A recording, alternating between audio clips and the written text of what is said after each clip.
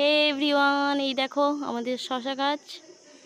আমরা মোটে সবে 1.5 মাস লাগিয়েছি, তার মধ্যেই এই যে ফল।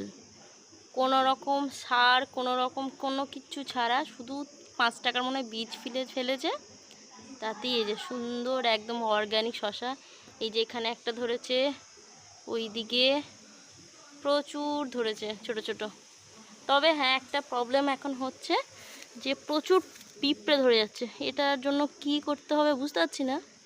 এই যে দেখো কত বড় শশাটা হয়েছে, এরকম 2-3টে হয়েছে, ওই দিকেও হয়েছে। এই যে ছোট ছোট ছোট ছোট প্রচুর ফুল আছে, ওই দিকে একটা বড় ঝুলছে দেখো।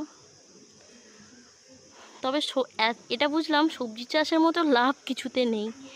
1.5 মাসের মধ্যে এত সুন্দর সুন্দর ফল দেবে, সত্যি আমরা পুরো বুঝতে পারিনি, অবাক হয়ে গেছি। এই যে ঢ্যাঁড়স গাছেও দেখো সুন্দর সব ঢ্যাঁড়স ধরছে ছোট্ট ছোট্ট। এই যে